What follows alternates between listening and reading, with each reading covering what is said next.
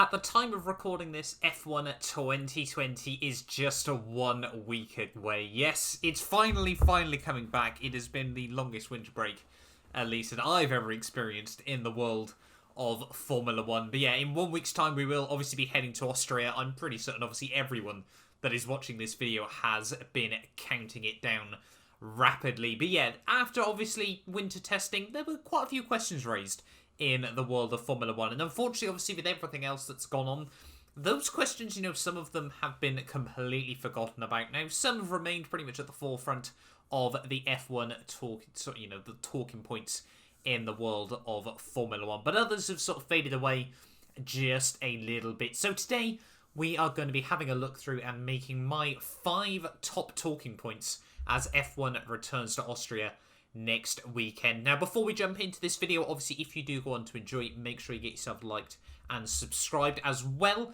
as make sure you join my F1 Fantasy League as well. There'll be links to that down in the description below. There will also be a video going out this week with just sort of a bit of a recap, maybe a bit of a reshuffle of our F1 Fantasy team as well. But yeah, really looking forward to jumping into that as well over the coming weeks and months. Plenty of exciting things obviously coming to the channel over the next 2 weeks. Obviously the Formula 1 game as well, even I should say. There will be content coming from that over the next couple of weeks as well. So a lot of cool and exciting stuff going into the near future as well. But let's kick this off then with number 1, and probably the biggest talking point throughout the F1 2020 season, or at least I'm hoping it will be at the end of the day. Will Mercedes and Lewis Hamilton make it titles number 7? Yes, that is obviously going to be the big thing. Can Hamilton match Schumacher's impossible records of 7 world championships? Can Mercedes make it 7 in a row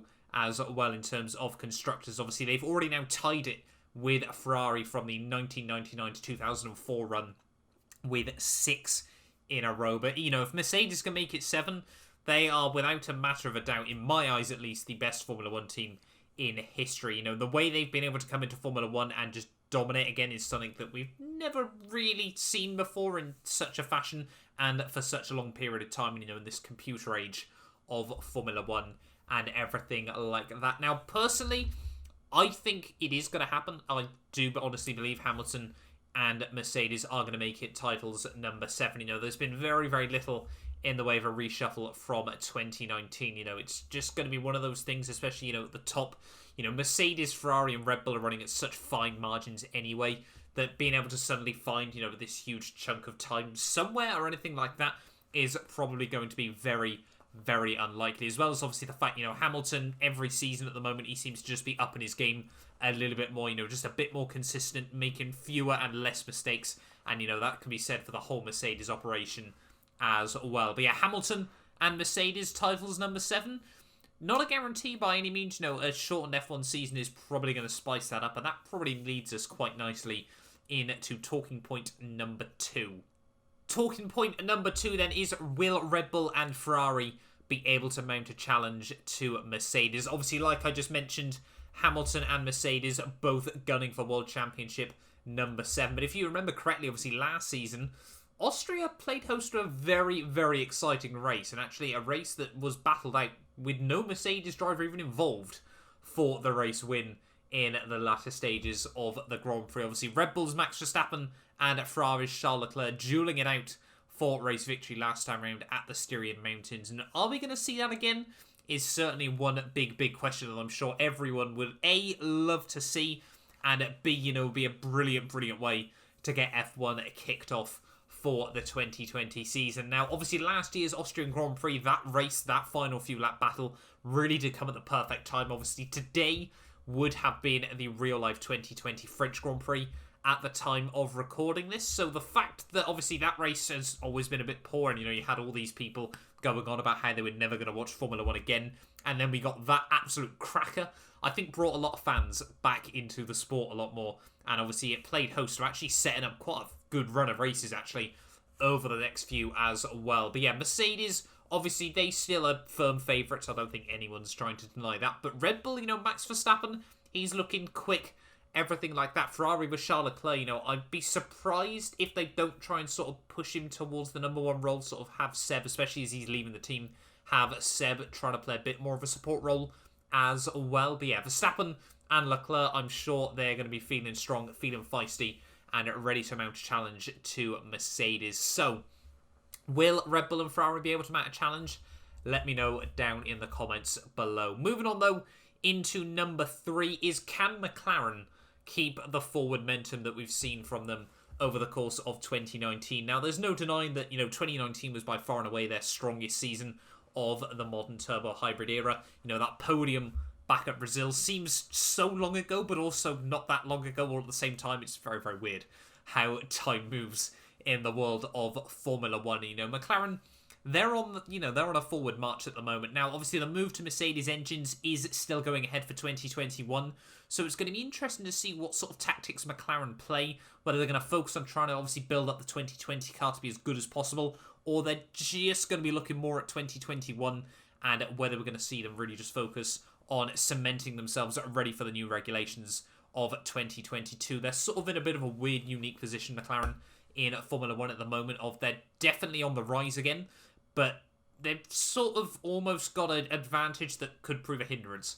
all at the same time as well. So it's going to be very, very exciting to see whether McLaren are just going to go all guns blazing in 2020 and really, really try and see if they can challenge towards the top. And I do honestly believe, they've got the potential of a couple of tracks maybe to be able to battle, say Red Bull's weaker track, something like that. Maybe McLaren can be a bit more of a hindrance for them. That's Zach Brown's next aim with the team. They want to be an annoyance to the big three at the end of the day. And I'm sure, obviously, they'll be looking to try and hold on to the top of the midfield. Obviously, they kind of dominated that in the end, with the, just Carlos Sainz's consistency. McLaren, they definitely had the best midfield car. There's no denying that. But, they were just consistently right there. They got the job done at the end of the day as well. So will McLaren be able to keep up the forward momentum in 2020, or are we going to see them focus on the future of the team as well? That is one very, very exciting prospect that I'm very much looking forward to see over the course of the new season. And that sort of leads us quite nicely then into point number 4, the one team that I think could really, really rustle McLaren's feathers over the course of 2020. And this one is sort of one that I think a lot of people have forgotten about as well, and that is Racing Point even, sorry, I should be saying. Now, obviously, they obviously kicked up a bit of a stir at the start of the 2020 season with their very, very familiar design for a Formula 1 car, obviously being effectively, as nice as we're going to put it, the 2019 Mercedes. Now, that, in theory, is a cracking idea by Racing Point, but they've obviously tried to play it down as well. They're saying, obviously, there's no point developing a car that's a ex-World Championship winning machine if you don't know how to make it work and everything like that. And that's understandable, they're trying to downplay it just a little bit as well. But yeah, Racing Point, I certainly feel, are going to potentially cause some upset results in the early rounds of the season. And like I said, I think they are going to be the team that is going to be able to battle McLaren for P4 in the Constructors' Championship. Now, honestly, for me, I think the biggest talking point about this as well is how are they going to be able to develop that car? Are they as aware of everything they need to do to make it work as much as they think they are? Or are we going to see Racing Point sort of towards the end of 2020 just, be sort of scraping points together here and there, everything like that, and just seeing if they can try and match the progress of, teams like McLaren are probably, like I mentioned, they have the potential to still be progressing very, very quickly. Renault are already talking about a triple upgrade by the time we head to Austria for the first round of the season as well. It's certainly going to be exciting, though. There's so many different stories, sort of ebbs and flows in the world of Formula 1 at the moment, especially in that midfield battle, that I'm sure we are very, very excited to see. And yes, the big question then, will Racing Point be able to solidify P4 in the Constructors' Championship? How will that effectively, for sake of term, we're going to call it the Mercedes, how is that Mercedes car going to fare with that team as well? I'm sure all will be answered very, very soon as well. And yeah, talking about the midfield then, the final talking point that I want to make in today's video then is one that's a bit close to my heart as well, and that is, will Williams be able to match the midfield? Now, winter testing, obviously, in 2020 was a lot better for Williams than in 2019. They made a lot of progress They obviously got some good, good data in as well. Everything like that. And they were getting a lot of praise from George Russell. Now, I think Nick Latifi as well could, be a key player in that role. If he's actually, able to give them all the information they need, everything like that, and help develop the car as well. I don't think he's really got the pace to match George Russell by any stretch. 2018 Formula 2 sort of proved, I think, to be honest, that George Russell is, in my opinion, is still a bit underrated in the world of Formula 1 as well. But yeah, I just desperately want to see Williams being able to at least, sort of manage with at the midfield there, whether they're sort of just making Q2s here and there, or whether they're actually able to challenge for points fairly frequently as well, is certainly going to be one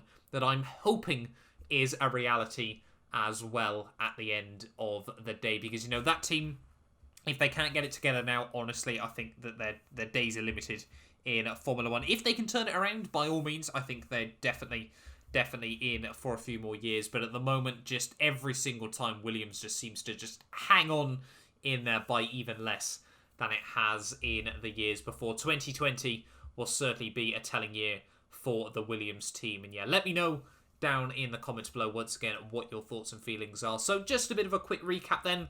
Will Mercedes and Hamilton make it world titles number 7?